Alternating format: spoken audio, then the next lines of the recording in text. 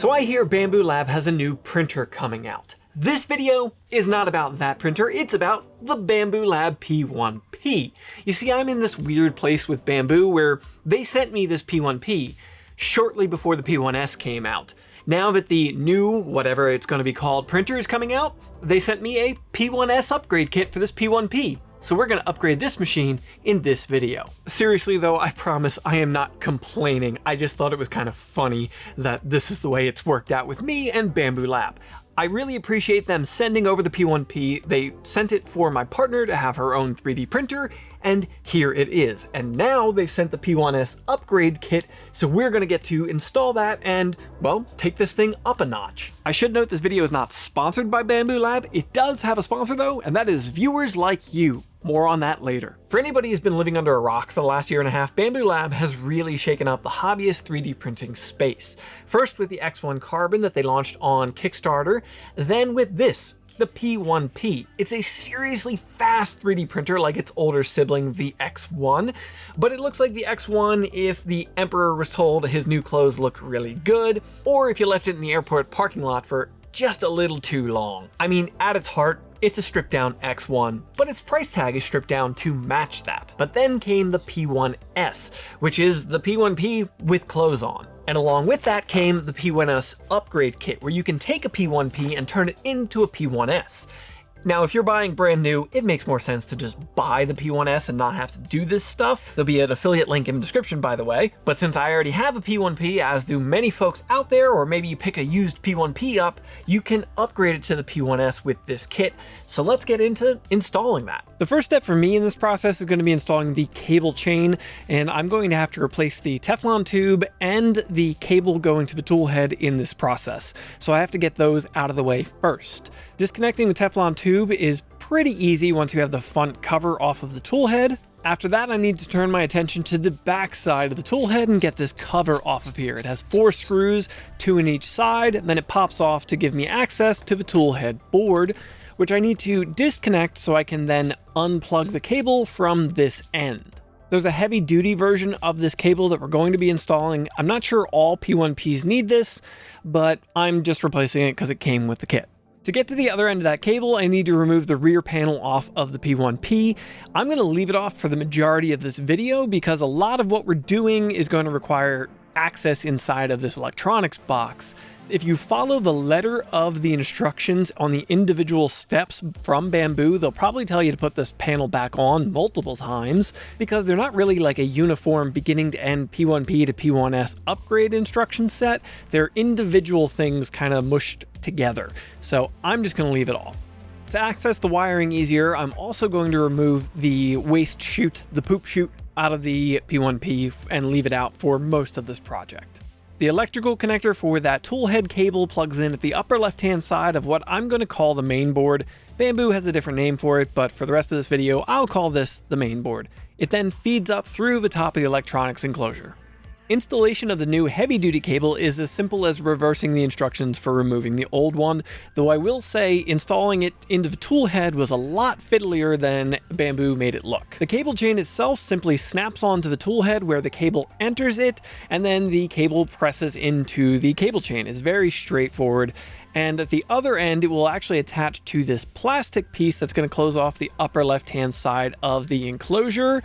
We're going to get to that later as there's some screws I need to access behind that. The next thing I'm going to do is remove the plastic header on the front of the machine. I have to slide the screen to the right-hand side and pop its electrical connection off, remove the SD card, and then there are 3 screws, 2 on the left front and 1 on the right inside of the panel, and it pops right off. To start putting panels on this thing, we're going to first put the door hinges on for the glass door. The upper one mounts to the front face just below where that plastic header just was, and then the lower one goes down into a recess hole with 2 screw holes. It's pretty annoying, but it is doable. A ball hex is probably necessary here. The first full panel we're going to install is the left-hand one, so we're going to be also installing a new auxiliary part cooling fan along with that to help with our fast printing. It gets some double-sided tape pads, and then the wire for it feeds through a channel into the electronics box. It plugs into the main board about halfway down on the left into a connector that is second from the left on the board next to the capacitors. I did install the chamber light strip that came with the P1P accessory kit that I never got around to putting in. I used this aftermarket 3D printable housing that I quite like, and I'll link in the description. Then it's panel installation time. This left-hand panel goes first, and it's going to have 20 total screws that are included with it, holding it in place. There'll be 4 along the top edge, 3 in the top inside section where that plastic cover piece I mentioned earlier will then cover them up, 1 underneath the light bar in the side cross member, and a handful more in the front edge, rear of the panel, and a couple in the bottom. And this feels like a good time to stop and thank my sponsors, aka viewers like you. It's cliche to say, but it's reality. I'm a content creator, this is what I do for a job, and it's only thanks to folks like you watching, liking, commenting, and subscribing that I have a job at all. For those of you who can more directly justify supporting like these fine folks on Patreon, I got a new deal for you too. I just reduced the price of my merchant tier, so if you want to resell my 3D printable designs on your stores, it's now available for $15 a month. And if you don't want to go to Patreon, I just enabled YouTube memberships as well, so you can join up and help support the content that I'm creating right here on this platform too. Seriously, from the bottom of my heart, I want to thank each and every one of you. Whether you support monetarily or you just share the channel with friends, it all helps and it all matters. I love what I do and I want to keep on bringing content to you folks that I hope you enjoy, so thank you for your continued support. With the panel fully in place, the auxiliary part cooling fan can get installed onto it. There are a couple of plastic bosses that some thread forming screws go into and hold it on securely to the side panel, plus the double-sided tape that's on the back side of it. And now that closeout plastic panel that I left out before can go in place as the screws that were hidden behind it are now installed. It just snaps in and the cable chain at the left rear snaps into it for its mounting. Now the P1P being a little more enclosed has higher chamber temperatures, so we're going to need to install an active cooling fan. I have to remove the heatsink off of the main board so we can fit the fan in place. It'll then get plugged into the third port from the top, horizontally oriented on the main board. And of course the heatsink, however poorly designed it is, does need to be reinstalled in place so the fan can blow at the side of it instead of through the fins. Right side panel installation is second verse same as the first compared to the left side. It uses the same number of screws and they go in the same places, just mirrored. Our next step is installation of a chamber temperature regulation fan, aka the charcoal air filter for this machine. And this is the first point where I'm gonna have to stop and rant a little bit, because up to this point, the Bambu P1P to P1S upgrade has gone great. The instructions could be a little better and a little less scattered, but overall it's gone well. Until this part came in. I promise I make it a point to not pick on other people's 3D design work. We have different goals, skill levels, intentions with our designs. But I kind of have to here, as this file comes from Bambulab. This is a 3D printable part that you have to print yourself for this project. Bambu provides the file in the instructions for this. It prints 75+% on top of supports. Now, as a designer myself, my goal is always 0 support. You're gonna have some sometimes, you can't avoid it. But this much support, it's a failure of design in my opinion. And it just didn't print well as a result. The tabs that the fan was supposed to sit onto and then screw into, the holes inside of there weren't very well sized. They didn't seem to exactly line up with the fan, and then they ended up snapping off when I tried to thread into them. I did install this thing into the machine, and I was so unhappy with it that I found a 0 support required design on printables that I'm printing right now for this project, and I'm going to install in here. I'll include the link in the description to that. And while this design is by no means perfect, it did print support free. It could have maybe used some supports, but it still turned out plenty fine to be installed into the machine with no issue, unlike the Bambu one. I was then able to install the chamber fan onto that new mount, route the cable along the top through the existing cable management, and then plug into the fan 1 port on the left side of the main board. Then to finish up this portion of the project, I have to pop off the filter housing door, slide in the new activated charcoal air filter, and reinstall the door. And that is the chamber temperature regulation fan install with a side of rant. Which means we're in the home stretch of this upgrade. I gotta put the waste chute back in because I'm actually gonna be closing up the electronics box with the new rear panel that has a vent hole in it for our chamber temperature regulation fan that we installed. There are 17 screws that hold this back panel onto the machine. Ruby does have an AMS to go with her P1P, P1S, whatever you want to call it now, so I installed the buffer and the feed tube from the buffer to our Teflon tube to the hot end, and now it's time for the front panel. The new P1S front panel fits snugly between the left and right panels, so it's a tight fit to get it into place, but then it's held in by the same 3 screws that held in the original P1P front panel, 1 on the inside and 2 on the face of it.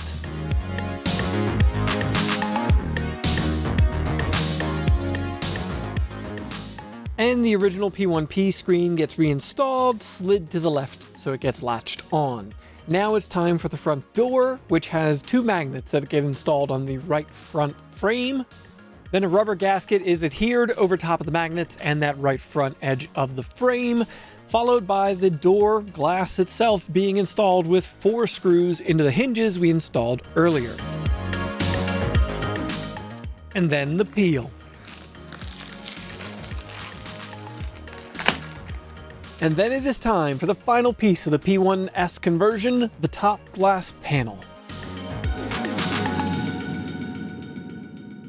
And with that, Ruby's Bambu P1P is now a Bambu P1S. I did a few final things, such as manually toggling on the light and the various fans in the machine to ensure everything was working properly, and thankfully it was, so it was time to print something. I grabbed the 4 beautiful, colorful, glittery spools of filament that our friends over at CookieCAD sent over for Ruby to run in this machine, and I loaded them up into the AMS. I did a little bit of tuning on the machine to ensure my settings were dialed in, and then I set forth to print a Benchy. Because what else do you print on a printer when you want to make sure it's working properly?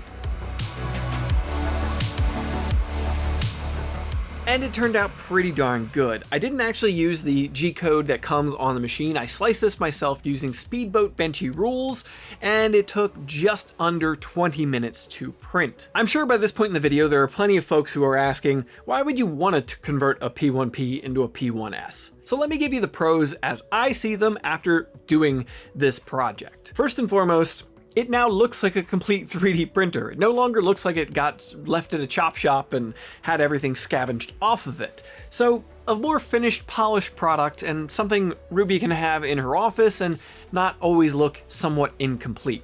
The second reason, which I think is going to be a pretty big pro to Ruby, is it's quieter with the panels on it. Yes, we did add 2 fans to it, which can add noise level to it, but it's now fully enclosed, which traps the sound inside of there a little bit better. Here's an example.